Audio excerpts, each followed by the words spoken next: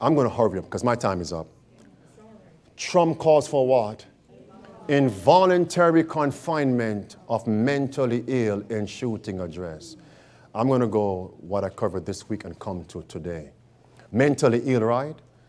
What does that do to your rights?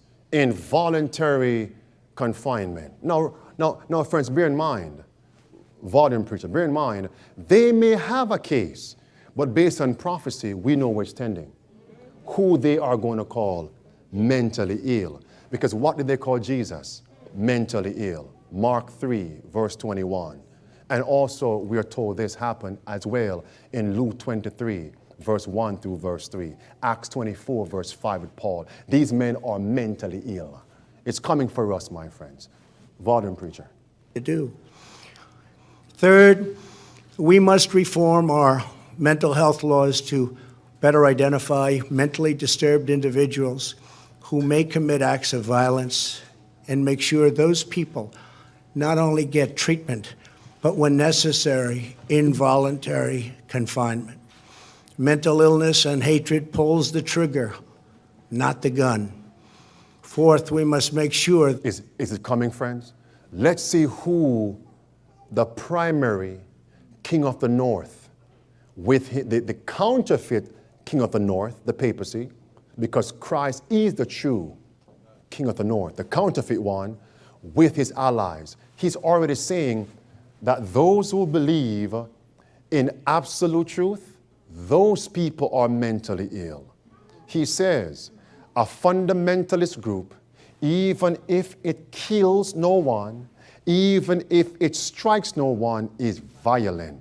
The mental structure of fundamentalism or fundamentalists is violence in the name of God. Here he is now, friends. Those who believe in absolute truth, the Pope says, they are fundamentalists. They are terrorists. So we know where all these laws are tending now. I'm simply going to connect a few things. You tell me at the end what you see coming. Starting right here. Move on. There it is, friends. Those who believe in God's 10 Commandments and refuse to yield God's 10 Commandments, those people are mentally ill. They are sick people. All right? That's what the counterfeit king of the north is telling us, the popery, the papacy. Then we're told in Mark 3:21, they said Jesus was mentally ill. Mark 3:21, the desire of ages, page 321, they said, last phrase, and there were some who feared that Christ's reason was becoming unsettled. That's how they view Jesus. How would they view us? Mentally ill, when we're not. So we know the devil, he creates the crisis, puts some laws in place, then turn those laws against commandment-keeping people. Wake up, friends. The trumpet must be blown along with the alarm. Move on. Then we have the red flag laws, which says family members in public. Trump has promoted red flag laws, also known as what? Extreme risk protection orders that allow who now? Family members, etc., to petition a judge to ban gun access from someone they believe is an imminent threat to themselves or others. Again, they may have a case, but now family members are being put in place to turn in those whom they say are mentally ill because they don't go along with the agenda of church and state integration. Wake up. Is this the modern Inquisition coming? Who turned over Christ to the powers that be? Someone from within. Jesus says it was my friend, Judas Iscariot. Let's move on. Let's see what's coming. And of course, Ted Cruz said these red flag laws may go against our constitutional rights. Stay tuned. Let's move on. Listen, volume preacher. Control. We must make sure that those judged to pose a grave risk to public safety do not have access to firearms, and that if they do, those firearms can be taken through rapid due process. That is why I have called for red flag laws, also known as extreme risk protection orders. I want to bring in Weijia Jiang and Caitlin Huey-Burns. Weijia is a CBS News White House correspondent, and Caitlin is a CBSN political reporter. Weijia, let's start with you. We heard the president there talk about those red flag laws. What are they, and why does the president support them? So these red flag laws are exactly what they sound like. They would allow family members who see red flags in people who own guns to petition authorities to remove them and not allow them to purchase firearms. And so it would be leaving the burden up to family members and loved ones to sort of decide whether some... Friends, it sounds domesticated, it sounds tame, sounds harmless. But very, very soon, many of you have family members who despise you for what you stand for. And as the Spirit of God begins to be withdrawn from individuals and they are left to evil spirits, they will turn you in. They will call you crazy. You know how parents who are in the truth, how you dress your children, but other family members stand back and say, you're crazy. You train your child a certain way, but other family members who say, no, let your children live like all the other children. And they call you how? Crazy. You wait, friends, wait. Move on. So look at the big picture. Big picture, look at it. Mentally ill, involuntary confinement. Could that be concentration camps? Now you have family members can turn you over. Could that be the Inquisition coming again? Look at this. We have to start. Trump says what, Mr. President? This is when now, August 16th. We have come present now. Mr. Trump says we have to start building what? Mental institutions again. Now, do your history on Hitler and look at one of the reasons why he built those camps. For those who were what? Please, friends, history will be what? Repeated. And remember, who does the man of sin say is mentally ill? Those who believe in absolute truth, the commandments. They won't bend. They won't bend the law. They won't yield the law. All right? Take a listen. We're going to look at that very closely, and we're looking at the whole gun situation. I do want people to remember the words mental illness. These people are mentally ill, and nobody talks about that. But these are mentally ill people, and people have to start thinking about it. I think we have to start building institutions again because, you know, if you look at the 60s and 70s, so many of these institutions were closed, and the people were just allowed to go onto the streets. And that was a terrible thing for our country. They closed them. Cities couldn't afford them, and they closed them. I mean, I can tell you in New York, they closed a lot of them.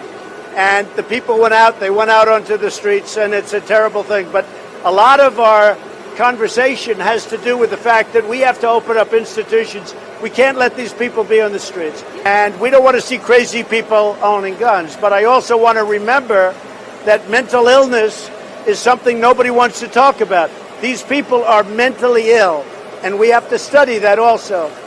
Because, you know, it's them. They pull the trigger. The gun doesn't pull the trigger. They pull the trigger. So we have to look very seriously at mental illness, and we're doing that at a level that hasn't been done before. Friends, right now there's a must hasten. Now they're saying, because my time is up, now they're saying mentally ill people create massacres, mass shootings. A time is going to come when the Sunday law is enforced to combat climate change. The Pope says on paragraph 237 of Laudato Si, Sunday must be enforced to stop the calamities. When Sunday is enforced and we, Sabbath keepers, commandment-keeping people say no to Sunday, what would they call us? When the calamities continue, those Sabbath keepers, because they're not keeping Sunday, have brought more calamities. They are what? They're crazy. Do you not see it now, friends? That's not reaching. That's the Bible and the spirit of prophecy. That's not far. That's not a stretch. It's not a stretch. Hold on. Do you realize now? Oh, I can't go there. Can I give a quick snippet of something? Amen. Do you understand what has just been done with the election? How they use propaganda on Facebook to demonize this politician, that politician. Very, very soon, who is going to be demonized on Facebook and YouTube and social media as mentally ill? Who? Stay tuned for that. We're going to come back to that when we deal with the great hack. But hold on. Come back here, friends. Then we have, watch carefully, same context. Headline says, Greyhound riders are being asked for immigration papers. My client, this is when? Yesterday, my client was asked for identification and proof of legal status while on the bus before the bus route started. When she didn't produce them, she was apprehended by ICE. Now, of course, they can say, well, there is such a law, as you can see here on the screen. I won't read that. But where are these things tending? This law has been on the books. So why would Ron Paul say the following? This bill purports to make us safer from terrorists who may sneak into the U.S. and from other what? Illegal immigrants. While I agree that these issues are of vital importance, this bill will do very little to make us more safe and secure. It will not address our real vulnerabilities. It will, however, make us less free. Less what, friends? Free. In reality, this bill is a what? Trojan horse. It pretends to offer desperately needed border control in order to stampede Americans into what? Sacrificing what is uniquely American. What's that?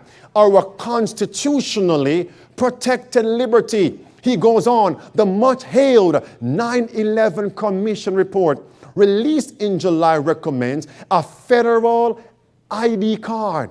And worse, a larger network of what? What, friends? Screening points. Could that be at bus terminals? In the U.S., does this mean we are to have screening points inside our country where American citizens will be required to show their papers to government officials? It certainly sounds that way, says Ron Paul. National ID cards are not what? Proper in a what, friends? Are we here? In a free society. This is America, not Soviet Russia. The federal government should never be allowed to demand papers from American citizens. And it certainly has what? No constitutional authority to do so. What a montage of video clips, news reports. Sound the alarm, it's time to wake up. Signs of what, friends? Recession haunt President Trump as 2020 election nears. Let me close on this one, won't give you any more. Trump is saying the only way you can solve this economy is to what? Vote for me. Even if you don't like me, vote for me to solve the economy, to fix the economy, to keep prosperity. And I scratched my head a little bit. And I said to Hillary, let's put what Trump said aside. Let's not get into the politics of this. If you want a booming economy, vote for me. But what are we told? Everybody in America, the majority are going to vote for in America to bring back temporal prosperity. Sunday. Great controversy, page 590. Listen. Is there anything better than a Trump rally? I know you like me, and this room is a love fest, I know that. But you have no choice but to vote for me, because your 401ks, down the tubes, everything's going to be down the tubes. So whether you love me or hate me, you got to vote for me. And everybody's calling for a coming recession. Worse than 2018, 2008. It's coming. All I do know, I don't know if it's coming now or later. All I do know, based on prophecy, it is coming. And when it hits, it's going to bring America to her knees. And they are going to say, our only hope, turn back to God. Look at the immorality. We must bring God back into America Sunday. At that time, posting selfies and put on Facebook and Instagram will have no desire in your hearts anymore. The narcissistic mentality and spirit will fly away. No more. The games will stop. The comedians will stop being funny. Reality will hit. It will hit. Why must we wait then? Why must we wait then? It's coming, friends. But can we have joy in the crisis? Must we meet the condition? Kneel with me.